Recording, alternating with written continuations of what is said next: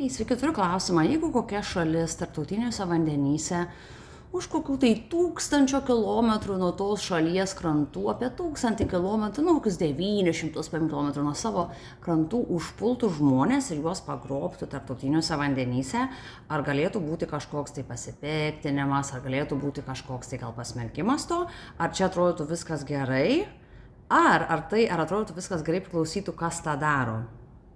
Nes mes turime labai tokį gerą pavyzdį, būtent šito pavyzdį, kuris turi tokį jau dežavų, jau atspindį, nes tas buvo daryta prieš kiek daugiau nei 1,5 metų, bet apie kokią čia istoriją kalbu. Ir žiūrėkit, jeigu mes daug apie tą istoriją nežinom, mes nueinam tiesiog lietuviškai į savo nacionalinio transliuotojo puslapį ir štai pranešimas. Izraelio sulaikyti pagalbos Gazos ruožui flotilės aktyvistai išlaipinti Kretoje.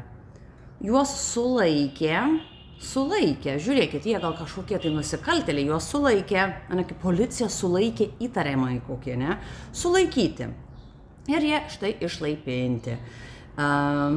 Ir pats visas straipsnis, kad yra išsilaipino aktyvistų, kurie plaukė ir juos perėmė. Jų laivus perėmė Izraelio pajėgos. Tiesiog priplaukė, sako, gal galim mes prie to vairo sėst, sako, taigi štai galit ir perėmė, kai mašina pakely sugenda, kažkas gal tau kaip nors ją patempė, perėmė, tuos. Tai ką mes čia matom šitam visam straipsnėm, tai nėra žurnalistika.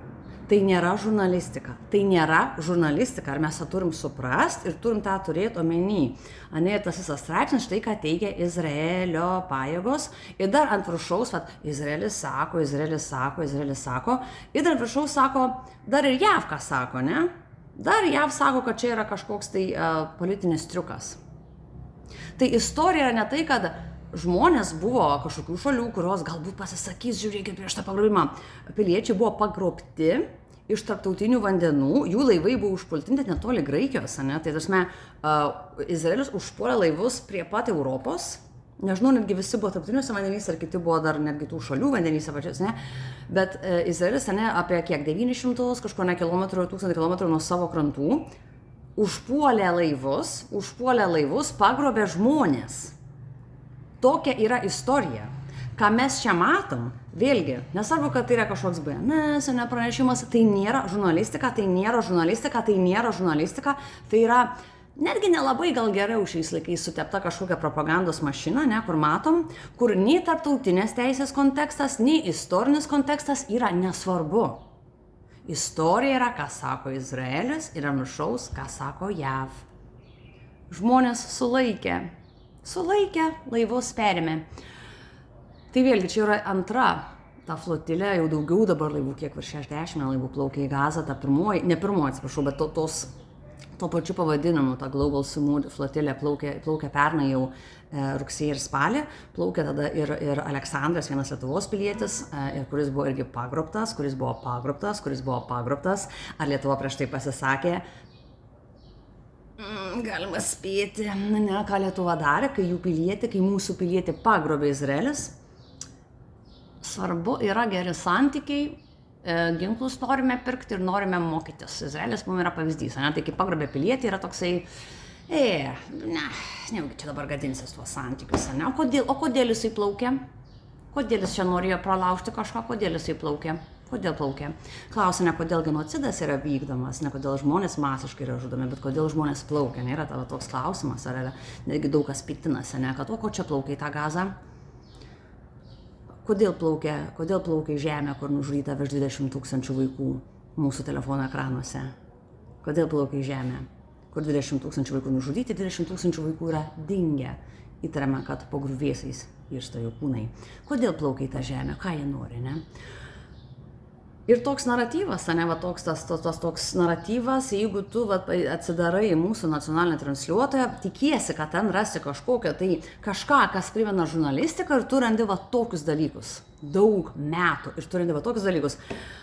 Mano pačios yra jau beveik 2,5 metų video, praktiškai vien apie tai, kaip viskas yra pristatoma. 2,5 metų tiesiog LRT sako, mes tau duosim medžiagos kiekvieną savaitę. Tai va, kai buvo prieš pusę metų, kaip kriminališkai buvo pristatoma, ne, kas ten atsitiko, kaip ten perėmė, dabar išlaipino, štai toks dalykas, ne. Jeigu Rusija, pavyzdžiui, 1000 kilometrų nuo savo kažkokio tai kranto užpultų laivą kur nors ir pagrobtų žmonės, ar šitaip LRT, ar šitaip BNS pristatytų, tada sakytų, ką Rusija? Rusija sakė, kad perėmė laivą, viskas gerai, ir ant viršaus užmetam kokią, davai. Kinija sako, viskas gerai irgi. Žurnalistika. Ir aišku, dar 2 komentarai. Vienas, ko mes galim tikėtis realistiškai iš, žodį pavartosiu labai negerai dabar, bet iš žurnalistų, tarkim, kurie iki šiol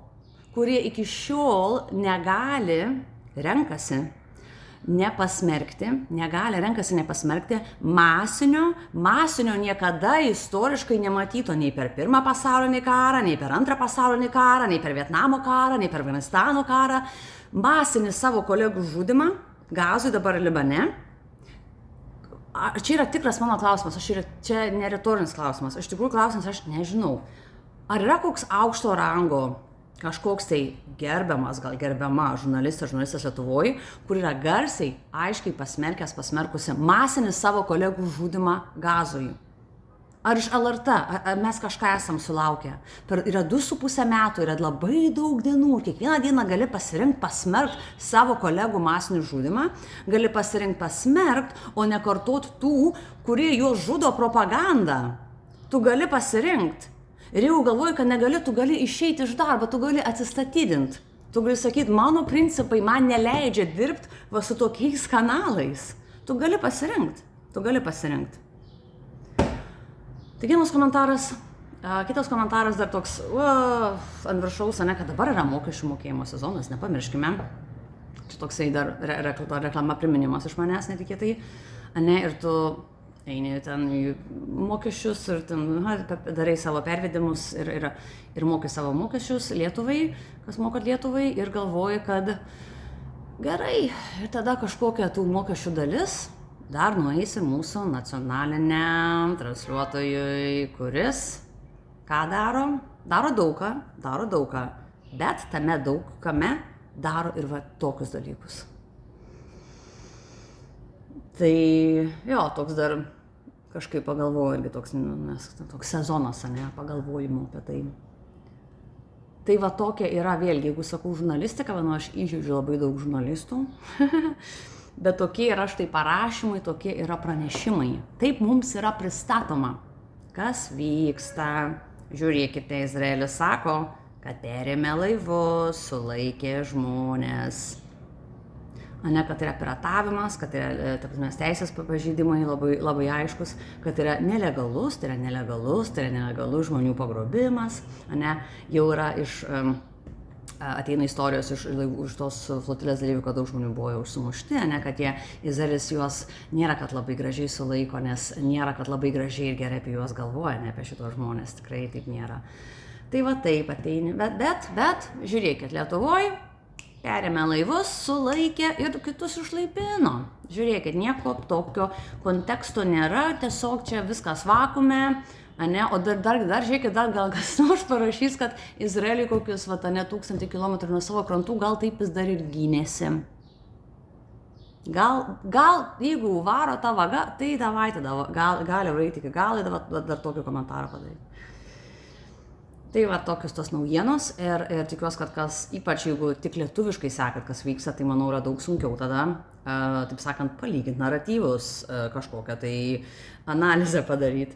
Bet tai ypač jeigu tik lietuviškai sekat ir stengiatės kažkaip kritiškai į tai pažiūrėti, kaip ir kodėl tie dalykai yra vienai pristatomi, tai iš tikrųjų labai jums dėkoju, nes tai nėra padaryti lengva, nes tos informacijos nėra daug.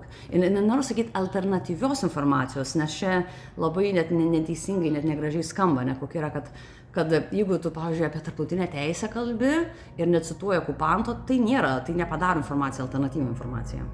Tai nepadaro kažkokią alternatyvą žurnalistiką, aš taip nenoriu teikti. Tai jo, tokios tos naujienos. Ačiū labai, kad domitės. Sekam, kas vyksta su flotilė. Reikia greito.